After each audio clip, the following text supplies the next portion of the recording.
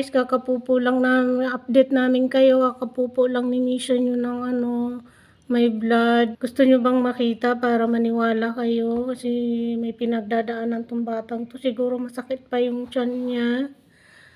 Ang check up pa namin, sa March 7 pa. Babalik ng doktor niya. Nag-aalala na ako dito, guys.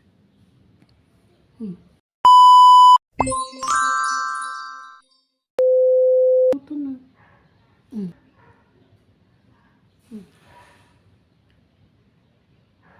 Kasi last na to ngayon.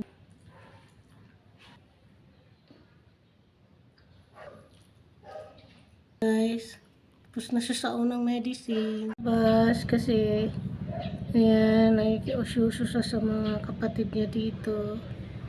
Iinom na kami ng gamot. Halika na. Ito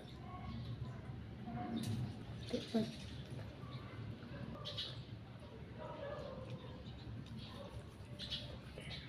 Sorry, ubos na to guys. Nisimot ko na lang. So pa, na lang, ati.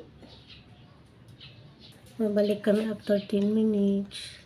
Balik, na-stress na naman po ako kasi bumabalik na naman yung blood niya. Pagpupo na ng blood.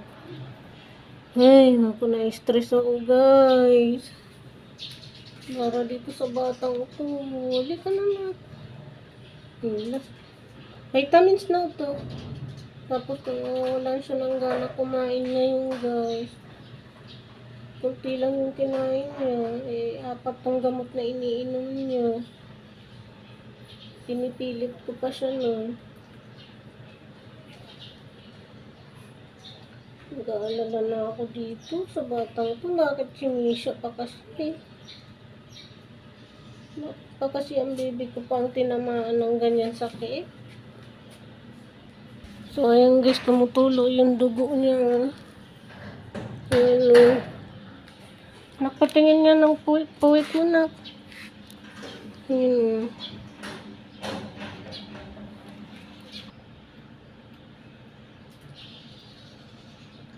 Balik kami guys after 13 minutes. Bye bye. Wala ko sa mood talaga. May stress po ako. Ano naman siya guys ng pinakauling medicine. Vitamins na to. Love you. Galing na yan. Vitamins na yun. Love you. Pero galing ikaw. Love you yan ni mama. Love yan ni mama. 5 pa.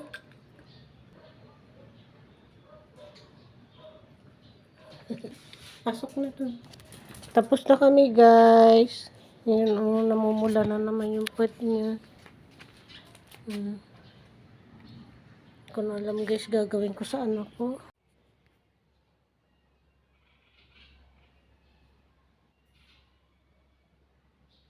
Kawawa naman yung batang yun.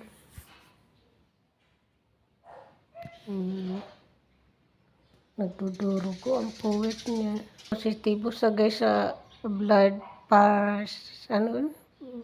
sa blood parasite.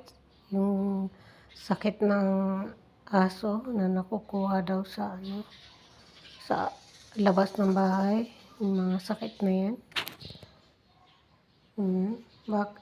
Nag-ano nga ako, bakit siya pa ang tinamaan yan? Walang-wala ako guys. Kasambahay lang ang trabaho natin. Kulang pa pampagamot sa batang yun. Bigay lang yun ng amo ko. Sinusuli ko na nga yan guys sa amo ko. Ayaw naman yung kunin kasi sabi ko sa kanya, hindi ko naman siya masusuportahan talaga sa gamot. Lalo na yung mag-check up pa siya. Tapos ito, nagkasabay-sabay, humihingi yung pamilya ko. Hindi ko alam guys kung anong gagawin ko. Stress na ako. Hindi na ako makakain, hindi na ako makatulog. Kaalala ko dyan sa Junakis ko na yun.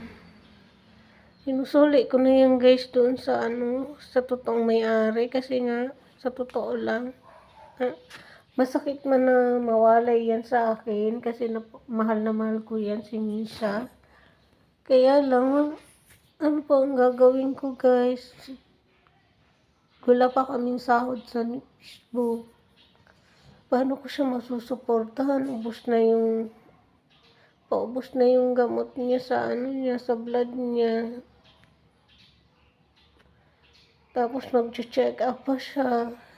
Tapos sabi ng doktor, pag gumaling na daw si Misha, kailangan ng vaccination daw kasi para daw kahit gumala siya may protection siya sa labas guys. Diyan ako nag-aalala Alam mo naman yan, cute yan. Aktibo yan guys, mula nung nagkaganyan siya, nagkasakit siya. Talo na, uminom pa siya ng gamot niya. Alam mo bang natutrauma na siya? Yung parang, kakainom niya lang yan guys ng 4 niyang medicine. Tapos, bago siya uminom, kakapupo niya lang ng may blood. Gusto ko sana pakita sa inyo, kaya lang, baka mabas tayo, baka makaperes ako, magalit sa akin na madla. So, wag na lang. Kaya yun lang guys. Marami pong salamat.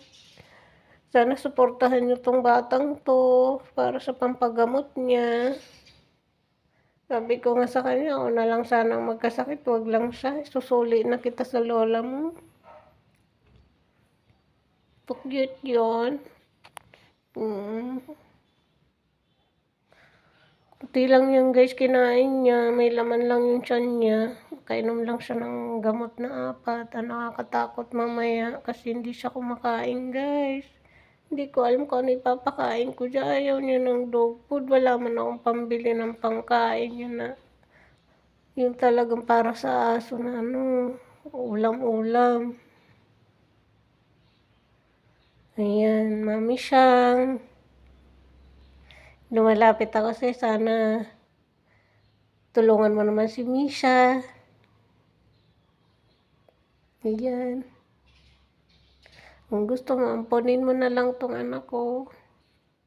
Kasi kawawa naman to. 5 years old pa lang naman siya.